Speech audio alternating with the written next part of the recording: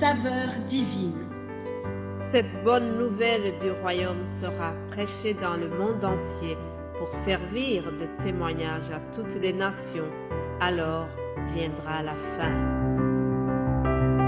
Ce pain céleste vous est présenté par Immaculée Niraneza. Bienvenue très chers amis, vous tous qui écoutez cette émission, que la paix de notre Seigneur soit avec vous. Bénissons l'Éternel qui nous donne un nouveau jour. Chaque jour est un cadeau de Dieu, je le dis souvent et je le répète.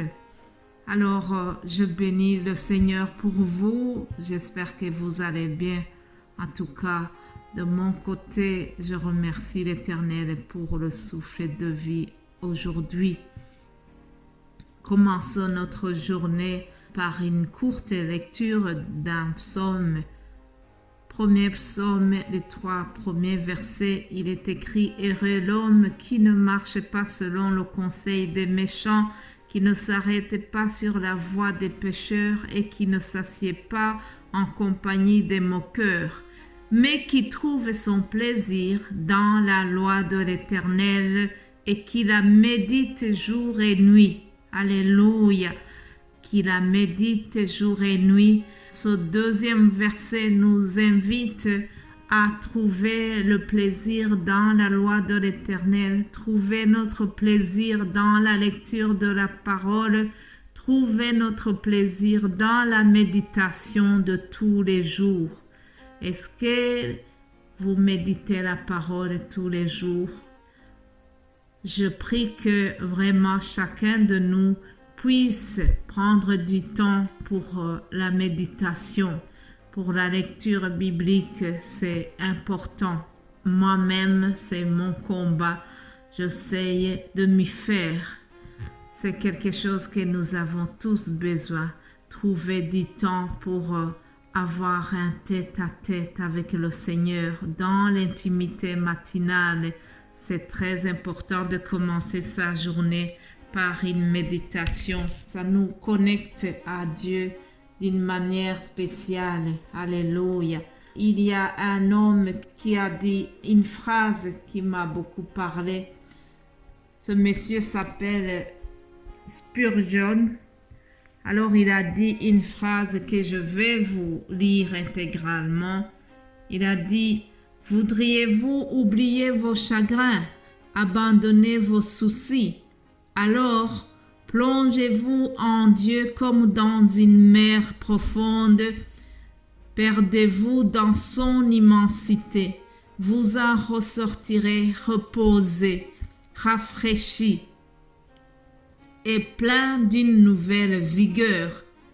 Je ne connais rien qui puisse autant réconforter l'âme, rien qui puisse si bien calmer les assauts du chagrin et la douleur, rien qui puisse avec autant d'efficacité parler de paix au vent déchaîné de l'épreuve qu'une méditation fervente centrée sur la personne de Dieu. Alléluia. Fin de citation. Une méditation fervente centrée sur la personne de Dieu. Voilà ce que je vous souhaite, chers amis. En commençant notre journée, ayons une méditation fervente qui est centrée sur Dieu, centrée sur Jésus, et nous serons éternellement connectés. Alléluia. Voilà, ça c'était une introduction. Maintenant, je vous propose de reprendre le thème de la semaine, ranimer la flamme du don de Dieu qui est en nous. 2 Timothée, chapitre 1, verset 6, l'apôtre Paul dira à Timothée: « C'est pourquoi je t'exhorte à ranimer la flamme du don de Dieu que tu as reçu par imposition de mes mains. Car l'esprit que Dieu nous a donné ne nous rend pas timides. Au contraire, son esprit nous remplit de force, d'amour et de sagesse. » Alléluia. Lorsque l'apôtre Paul parle à Timothée comme ça, il lui parle en tant que son mentor. Timothée avait appris beaucoup de choses au pied de l'apôtre Paul. C'est lui qui l'a entraîné. Timothée était très jeune par rapport à lui et Paul a été son enseignant. Il lui a appris beaucoup de choses. Donc, nous devons aussi avoir quelqu'un qui soit vraiment comme notre guide, notre père spirituel, entre guillemets, même si vraiment je ne suis pas très pour cette notion, mais nous avons tous besoin de quelqu'un qui soit vraiment un partenaire dans ce cheminement de la foi. Quelqu'un qui nous assiste, quelqu'un qui nous accompagne, quelqu'un qui nous conseille, quelqu'un qui nous aide à grandir au niveau de la foi. Alors, Paul, c'était le mentor de Timothée et il lui donne ses conseils. Vous savez, Timothée avait plusieurs choses qui avaient éteint sa flamme spirituelle, on va dire. Premièrement, c'est son âge. Il était beaucoup plus jeune que les autres de son équipe. Alors parfois, il arrivait qu'on le dénigrait parce qu'il était plus jeune. Oui, dans une équipe, il arrive que les plus jeunes soient sous-estimés. Alors, cela n'est pas bien. Nous devons considérer les dons des autres, même s'ils sont beaucoup plus jeunes que nous. Timothée avait rencontré donc ce problème de complexe d'infériorité parce que certainement que les anciens n'avaient pas tenu compte de ses capacités spirituelles. Cela l'avait même intimidé. C'est pour ça que Paul lui dit, nous n'avons pas reçu un esprit de timidité. Il lui dit plus bas, n'aie pas donc honte du témoignage à rendre à notre Seigneur. N'aie pas honte du témoignage à rendre. Il l'exhorte vraiment à s'affirmer. Il devait s'affirmer beaucoup plus. Donc, ces choses que je viens de citer avaient diminué la flamme spirituelle de Timothée. Je vais vous parler aujourd'hui de 3 choses pour ranimer notre flamme spirituelle.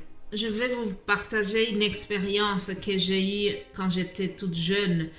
J'étais dans une maison où on se chauffait au bois. Alors, le maître de cette maison m'avait donné quelques astuces pour garder le feu allumé. Il m'a dit, il faut avoir des réserves constantes de bois, première chose.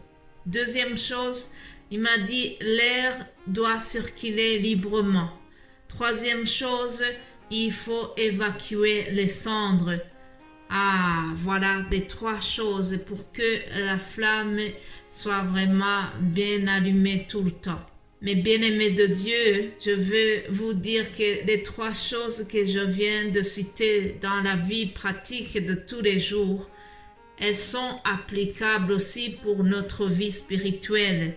Pour que notre flamme, notre zèle pour le Seigneur soit vraiment constant, pour que cette flamme reste allumée, nous devons avoir aussi des réserves constantes du bois, c'est-à-dire la parole de Dieu doit être abondante en nous. Alléluia. Deuxième chose, le courant de l'esprit doit souffler librement en nous. Gardons le courant du Saint-Esprit en nous. Gardons vraiment à l'écoute, restons à l'écoute du Saint-Esprit et que le Saint-Esprit nous donne des conseils, que nous soyons vraiment obéissants. Le Saint-Esprit doit être libre en nous et il doit nous diriger. Troisième chose, c'est que nous devons avoir une purification constante du péché de notre esprit d'indépendance. Nous devons chaque fois revenir au pied de Jésus-Christ pour demander pardon lorsque ça n'a pas été bien dans notre vie.